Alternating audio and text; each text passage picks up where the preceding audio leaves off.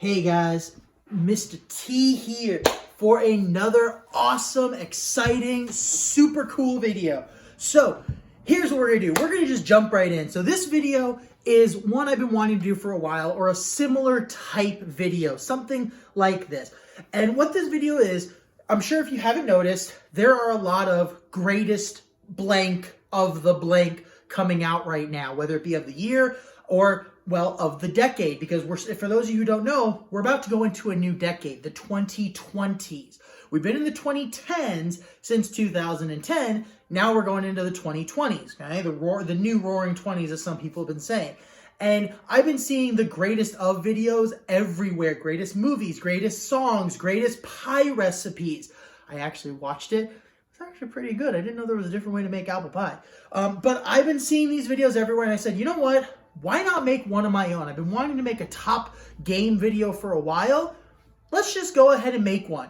So let's just dive right in. And these are my top 11 favorite games of the 2010s. So from 2010 to today. Now I want to point out really quick, this is my personal choice. You can have different favorites. There are a bunch of different ways to rank games. And let's be completely honest, there were a lot of good games that came out in the last 10 years. I could make a list 200, 300, 500 long.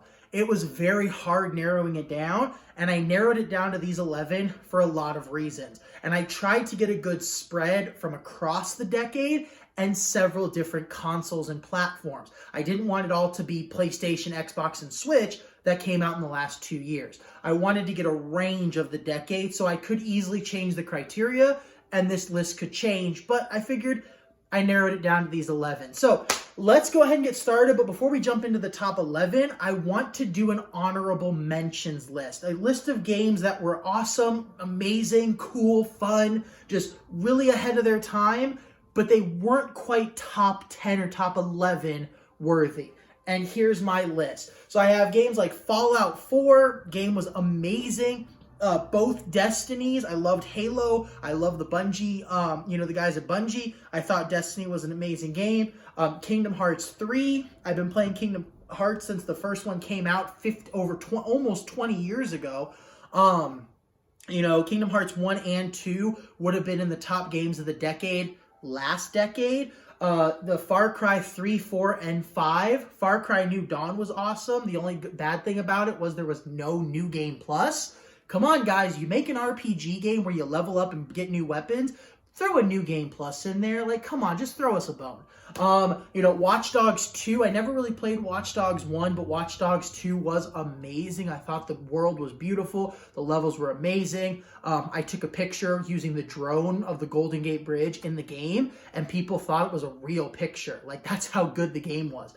Rage 2 was really fun, too. I mean, God, anything Bethesda makes or has their name on is going to be good.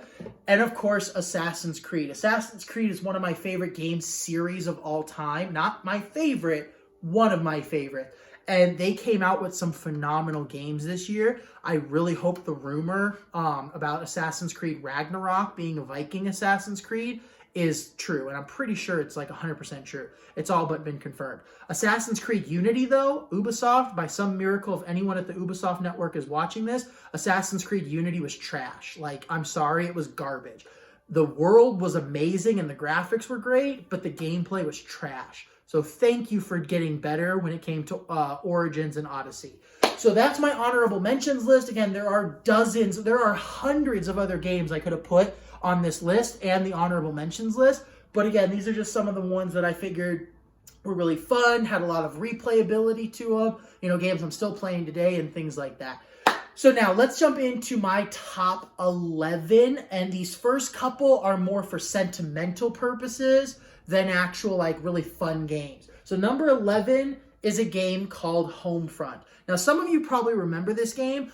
Back in the early decade, 2010, 2011, no one could touch Call of Duty. Call of Duty was the end-all, be-all of everything. You had Black Ops, World at War, Modern Warfare, the original Modern Warfare.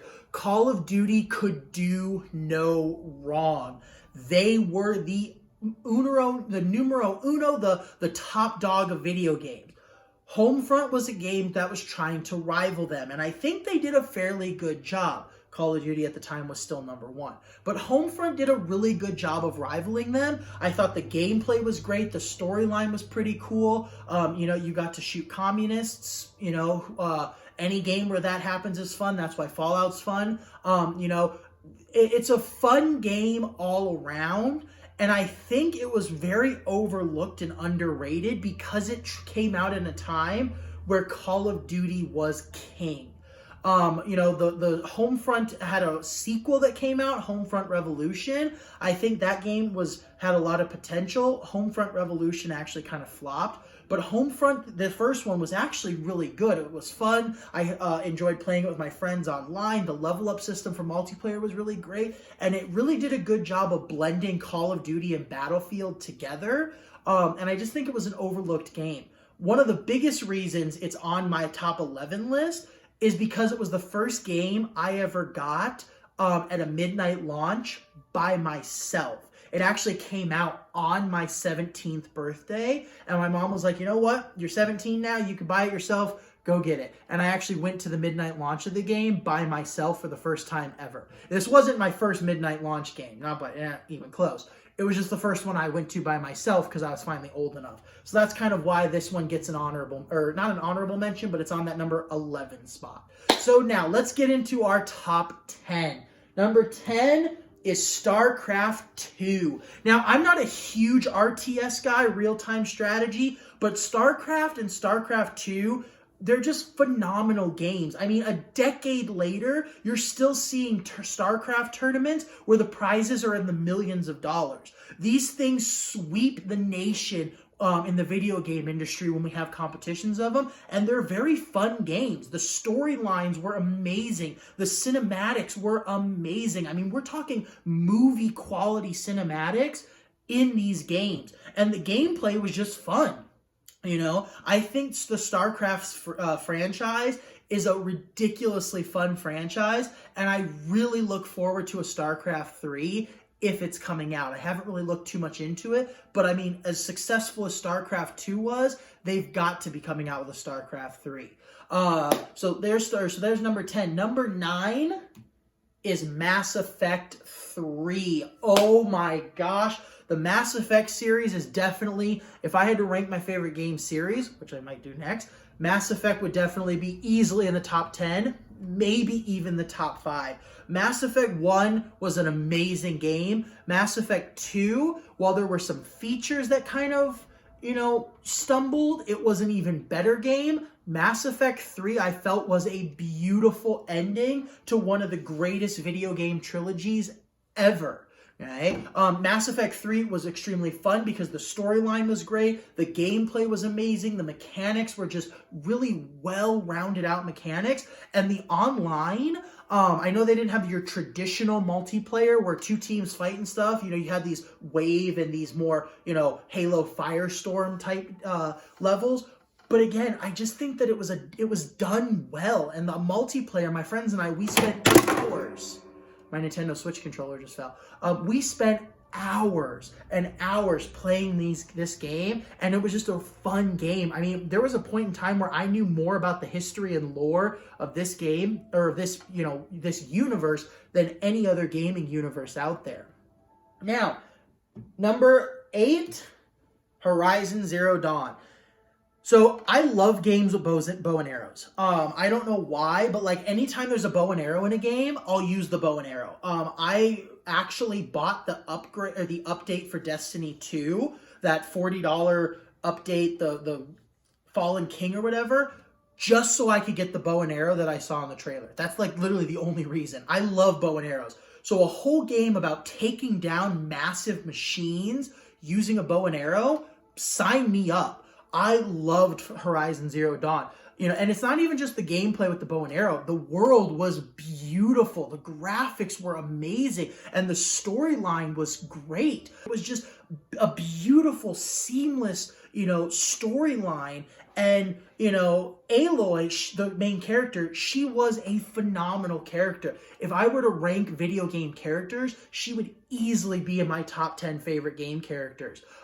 She was just an amazing character, and I think the storyline, how they built it around this post-apocalyptic world, they did a very good job of building the world at the time and showing the history of how the world got there. And I think that's one of the big things post-apocalyptic games fall short of, is they tease and toy with how the world got to where it was, but they don't really show how. It's like, oh, here's this post-apocalyptic world to go fight. Horizon Zero Dawn really does a good job of showing how you got from the world we're in now to that post-apocalyptic world. Now, number 7, Super Mario Odyssey. A list wouldn't be complete without a Mario game. I mean, Mario is the king of video games. He's a pioneer, and so on. And I think the thing is, a lot of Nintendo games are the same thing. For Mario, for instance, Mario and Peach are living happy. Bowser shows up, steals Peach. Mario goes on an adventure to save her. That is literally almost every Mario game ever made. But it's fun. Nintendo does a really good job of pushing the boundaries, adding new features, changing things. And I think Super Mario Odyssey, it really added this new level when, adding Cappy to it, where you can use your hat to actually attack things and unlock things. And, one of my favorite features of this game was being able to control things from creatures and objects and so on. And I really liked the blend of 3D and 2D side-scrolling, and it would just happen like that. You don't have to do loading screens or anything like that. It happened. And I think the worlds, the levels, were beautiful levels. They were really well designed. They were really well crafted. And I really like how they put so much detail into everything, including the currency. You have your standard gold coins, but you also have currency for that specific world you could use to then buy clothes to change Mario to match that world. And I thought it was just done so well. It was actually, this spot was actually hard because it was actually a toss-up between this one and Super Mario Galaxy, because that was another amazing game. Now, number 6, Halo Reach. Anyone who knows me knows a Halo game was going to make it onto this list. Halo 4 was decent. Halo 5 was garbage. I'm sorry, I said what I said. But the rest of the Halo games, so basically the ones that Bungie made, were amazing. And Halo Reach, hands down, one of the greatest Halo games ever. And I think it was really awesome that Halo Reach started this decade of games. I spent countless hours playing with friends on Halo Reach. And the biggest thing, the number one thing that makes this game so amazing and why it's so high on my list, like overall, is because of Forge World. I mean, let's be completely honest. Anyone, if you have not spent hours just screwing around in Forge mode with friends, you have not lived. Halo Forge mode, especially on Halo Reach, I think they did it beautiful. Everything that was good about Forge and Halo 3, they made better in Reach. And I think Reach was the pinnacle of Forge mode because the Forge in Halo 4 and 5 really wasn't that good. Reach was the end-all be-all. And I was so excited to hear that Halo Infinite or Halo 6, the next Halo game that's coming out, they said that they're modeling it off of Halo Reach. So that makes me very excited for this game. Now, number 5, my top 5. Now, for those of you who don't know me, I'm a huge Pokemon nerd. This wasn't staged. This pillow literally lives on my couch. I didn't put this pillow here for this video. It was literally already here. I love Pokemon. Pokemon is my favorite game series of all time. Pokemon was the first game series I ever played, and albeit on my deathbed, I will play Pokemon just so I can say it was the last game series I ever played. The greatest thing Japan ever gave us was Pokemon. So, number 5, again, favorite game series. Individual games, they're amazing, but they're not I don't think they're number 1 material, okay? But I will say, if you haven't guessed, my number 5 is a Pokemon game. And it is Pokemon. Think you can guess? Comment below, think which Pokemon game it is. All right, now you're back. It is Omega Ruby. And the reason I picked Omega Ruby is it's not just my favorite Pokemon game of the decade, it's my favorite Pokemon game of all time. The original Ruby, okay, way back in the early 2000s, That was my favorite Pokemon game up to that point. I loved it. It was amazing. I was playing it on my Game Boy Advance, then I played it on my Game Boy SP, then I started playing it on that little Game Boy Micro that they had, and I continued playing it on my DS all the way up until they took the DS or the Game Boy Advance cartridge out of the DS. I loved Ruby. When I found out that Ruby was getting an update, I was the first person in line at the midnight release of this game along with Alpha Sapphire. I loved Omega Ruby. I still love Omega Ruby. I was just playing it a couple days ago. So this game, and the thing is, minus Sun and Moon, Pokemon came out with a lot of good games this decade. A lot of good games. Sword and Shield are phenomenal. I even bought a second Switch just to play both at the same time. But I have to say, I don't know why, call it nostalgia, call it sentimentality, call it what you want. But Ruby is still my favorite Pokemon game of all time. I think the only thing that could surpass Omega Ruby is a Pokemon Diamond or a Pokemon Pearl remake. Actually, Pokemon Diamond remake, which Nintendo, you really need to get on that, because if you follow a trend, Diamond is the next game you should come out with. So now, number 4, Borderlands 3. I don't have my mask. Some of you who know, I have the Psycho mask. I don't have it with me. It's currently sitting in my classroom because, I run Game Club there, and yeah. But Borderlands 3, I think, is phenomenal. It is a ridiculously good game. I just beat the new DLC, the Mad Moxie Heist, and again, I thought it's beautiful. The worlds are beautiful. The design is beautiful. The gameplay is beautiful. The fighting is amazing. The storyline was great. I thought Borderlands 3 was an amazing game, and I'm going to talk about Borderlands 3 a little bit more in a minute. You'll understand why. Now, of course, probably my second or third, it bounces back and forth, game series of all time is Assassin's Creed. So number 3 is Assassin's Creed Origins. No, you're not hearing that wrong. I put Origins above Odyssey. Now, Odyssey and Origins takes place in ancient Egypt. Odyssey takes place in ancient Greece. Both games are phenomenal games. They are fun. They are exciting. They are historically accurate. Here's the thing. If anyone asks, and I am a certified history teacher, so you can quote me on this, the Assassin's Creed games are almost 100% historically accurate. You can tell your mom and dad that a history teacher, a certified history teacher, said that. So Assassin's Creed games are actually very historically accurate. Some of the only things that aren't accurate are the main characters themselves. Everything in the world going on around them, minus the monsters, are historically accurate. Even the monsters are keep up with mythology and stuff. So the reason that I picked Origins over Odyssey, one reason, level cap, okay? Or level scaling, I should say. Okay, for some of you, I know your blood is boiling right now because you're probably in the same boat as I am. The biggest reason Origins was put above Odyssey was, I beat both games on the hardest difficulty just to say I beat them there. But the thing is, if I want to go back to the original starting location or one of the early locations, at the highest level, and I just want to power through like a god amongst lower level enemies, I should have the choice to do that. It's my game. Origins, you can. You can take the level scaling off, and what that means is enemies don't get stronger as you get stronger. You get stronger, enemies stay down here, so when you go back to fight the lesser enemies, they're still weak. Other areas of the game, some enemies are stronger, so it's not too easy, but the lower level areas stay lower level.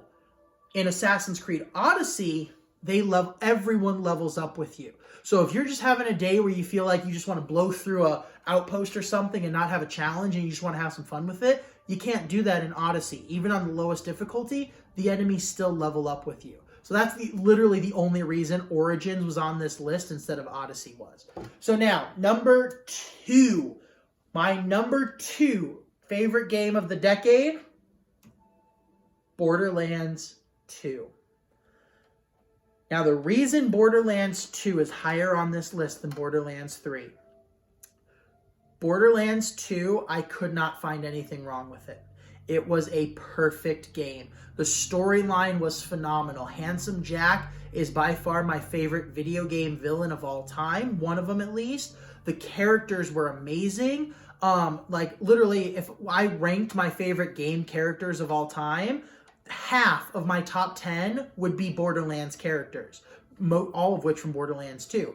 So Borderlands 2 is a perfect game. I literally cannot find anything wrong with that game. I will sit here and think and think and think, can't find anything wrong with it. Borderlands 3 took everything that was right about Borderlands 2 and kept it. And you're probably thinking, wait a minute, Mr. Testa, why, if Borderlands 3 took everything good about Borderlands 2 and kept it, why wouldn't Borderlands 3 be higher? The reason is, all they did was kept it, slapped a new name on it, and re-released it. It feels like a copy and pasted game.